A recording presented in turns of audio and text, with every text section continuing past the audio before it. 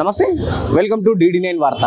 ప్రస్తుతం మనం NPP women's hostel దగ్గర ఉన్నాం. అయితే గత కొన్ని రోజులుగా ఎన్పీపీ హాస్టల్ పైన అటు అయితే కొందరు మూకుమ్మడిగా దాడి చేయడం వల్ల ఇక్కడున్న వాళ్ళు పూర్తిగా భయభ్రాంతులకు గురవడం జరుగుతుంది. సో కంటిన్యూగా ఈ దాడులు జరుగుతున్నాయి. ఒకవైపు అయితే లైంగిక ఆరోపణలు వచ్చినాయి, లైంగికంగా వేధించిన అతను ఎవరైతే ఉన్నారో హాస్టల్లో తనని పోలీసు వాళ్ళు కస్టడీకి తీసుకోవడం జరిగింది. సో వాళ్ళు కేసు నమోదు చేయడం జరిగింది. సో కంటిన్యూగా అక్కడ కేసు నమోదైన తర్వాత కూడా పదే ఇక్కడ దాడులు జరగడం వల్ల ఇక్కడ వాళ్ళు పూర్తి స్థాయిలో భయభ్రాంతులకు గురవుతుంది. సో ప్రస్తుతం మనం ఎన్పీపీ హాస్టల్ ముందున ఈ హాస్టల్ ఏదైతే అర్నవ్ ప్లాజాలో ఉంది ఈ మాదాపూర్లో. సో మనం లోపల చూసుకుంటే సో ప్రధానంగా అద్దాలని పూర్తి స్థాయిలో ధ్వంసమైనట్టు మనకు కనిపిస్తుంది. ఎందుకంటే కంటిన్యూగా గత వారం నుంచి ఇక్కడ ఇటు పోలీసులు కూడా ఎవరైతే ఆరోపణలు వచ్చిన వ్యక్తి పైన కూడా పూర్తి స్థాయిలో పోలీసు కస్టడీ తీసుకున్నాడు. సో అయినా సరే వీళ్ళపైన మళ్ళీ కంటిన్యూగా పదే దాడులు జరుగుతుంది. సో మన ముందు ప్రధానంగా ఈ ఎన్పీపీ హాస్టల్ ఆఫీస్ రూమ్ కూడా అద్దాలు పూర్తి స్థాయిలో ధ్వంసమైనట్టు కూడా మనకు ప్రధానంగా విజువల్స్లో చూస్తే కనిపిస్తున్నాయి.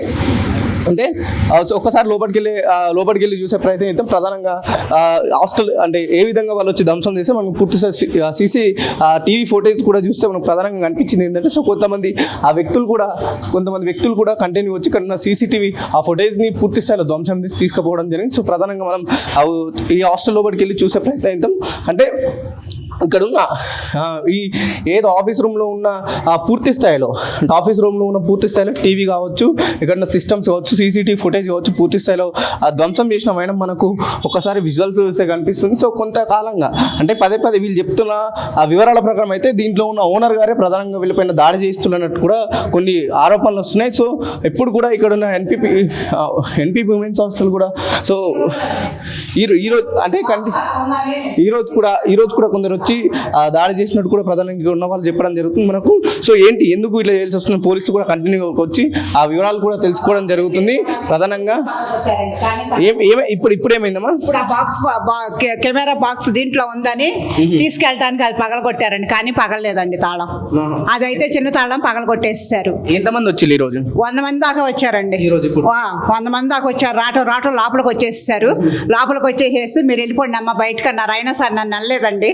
నేను ఉంటాను మాది అని చెప్పంటే మాది మేము తీసుకున్నామని చెప్పేసి దౌర్జన్యంగా నన్ను బయటకు లాగేస్తారండి. అంటే ఇది ప్రధానంగా చెప్తుంది అంటే కంటిన్యూగా కొన్ని రోజుల నుంచి కూడా ఇక్కడ కంటిన్యూగా పదే దాడులు జరగడం వల్ల ఇక్కడ చిన్న వాళ్ళు చాలా భయభ్రాంతులకు గురవుతుందని కూడా కొందరు చెప్పడం జరుగుతుంది. ప్రధానంగా పోలీసు వారు కూడా వస్తువులు ఇక్కడ వీళ్ళ బాధితుల వివరాలు తెలుసుకుంటూ ఏం జరుగుతుందనే సంఘటనలు కూడా పూర్తిగా తెలుసుకునే ప్రయత్నం చేస్తున్నారు. సో ఒక్కసారి ఇక్కడ ఉన్న వాళ్ళతో పూర్తి స్థాయిలో మాట్లాడే ప్రయత్నం చేద్దాం. ఒకసారి మీరు ఇక్కడ ఏం చేస్తుంటారు? నేను మామూలుగా చూసుకుంటానండి, అంతా మొత్తం వంట వాళ్ళు చేస్తారు, మొత్తం మెయింటైన్ అంతా నేను చూసుకుంటానండి. మొత్తం ఇక్కడే ఉంటాము మేము, భార్య భర్తలు ఇద్దరం ఇక్కడే ఉంటాము. నేనే చూసుకుంటా ఉండగా మొత్తం ఒకసారి వచ్చి పడిపోయారండి. 100 మంది దాకా వచ్చేసారు. మీరందరూ వర్కర్లు మీరందరూ ముందు బయటకు వెళ్ళిపోండి అమ్మ అన్నారు.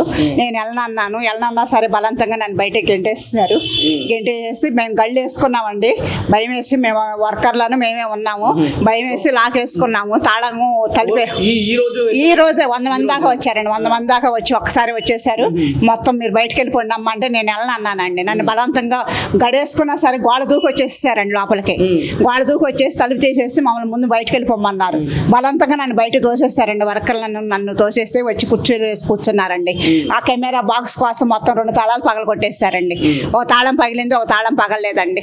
ఆ వర్షం దౌర్జన్యం చేసేసి మమ్మల్ని మొత్తం కొట్టినట్టే కొట్టేసేవాళ్ళండి. అసలు ఏమీ లేదండి. అసలు ఏం చేస్తారు, అసలు ఎవరు ఏమీ పట్టించుకోవడం లేదండి. అసలు 10 రోజుల నుంచి జరుగుతుంది. ఏ టైం వస్తారో ఏ టైం దాడి చేస్తారని మిక్కుతో బతుకుతున్నామండి. చిన్న పిల్లల్ని పెట్టుకొని ఉంటుంది మా పాప అండి.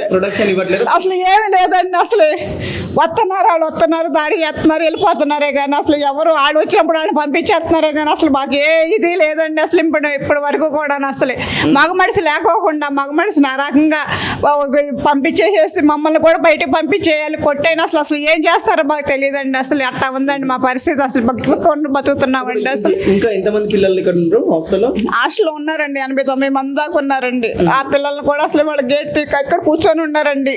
వాళ్ళు వచ్చినప్పుడు గేట్ తీయటం మళ్ళీ గేట్ వేసేయటం అలా చేశారండి. సో ఇది ప్రస్తుతం ఎన్పీపీ హాస్టల్ ఉమెన్స్ హాస్టల్ జరుగుతున్న పరిస్థితి. ఇది పూర్తిగా ఇక్కడ ఉన్న వాళ్ళు భయభ్రాంతులకు గురవుతున్నారు. పోలీసు వారు కూడా మాకు సరైన ప్రొటెక్షన్ ఇవ్వట్లేదు. ఒకవైపు కేసు నమోదైనా సరే ఇంకా వివిధ వాళ్ళు అయితే గుండాలను పెట్టి మరి ఇక్కడ దాడి చేపిస్తున్నారని చెప్పేసి కూడా ప్రధానంగా ఇక్కడ ఉన్న మహిళ ఆరోపిస్తుంది. చూద్దాం ఇక్కడ ఉన్న ఆ NPP hostel women's hostel owner కూడా ఇప్పుడే అటు ఎస్పీ గారి దగ్గరికి వెళ్ళడం జరిగింది. సో అక్కడ కూడా కంప్లైంట్ నమోదు చేయడం జరుగుతుంది. కంటిన్యూ ఎందుకు దాడులు జరుగుతున్నాయి, ఒకవైపు కేసు నమోదైనా సరే మా పైన మళ్ళీ ఎందుకు ఇట్లాంటి గూండాలను తీసుకొచ్చి ఎందుకు దాడి చేపిస్తున్నారని చెప్పేసి కూడా ప్రధానంగా ఇక్కడ హాస్టల్ మెయింటెనెన్స్ చేసిన మహిళ కూడా అక్కడ ప్రధానంగా ఆరోపణలు చేస్తుంది. సో మేము మా ఇంట్లో ఇట్లా ఎవరు లేని సమయంలో ఇట్లాంటి దాడులకు కూడా పాల్పడుతున్నారని చెప్పేసి కూడా ప్రధానంగా వీళ్ళు ఆరోపిస్తున్నారు. ఇవి ప్రస్తుతం ఎన్పీపీ హాస్టల్ నుంచి లైవ్ అప్డేట్స్ చూస్తూనే ఉండండి. DD9 వార్త.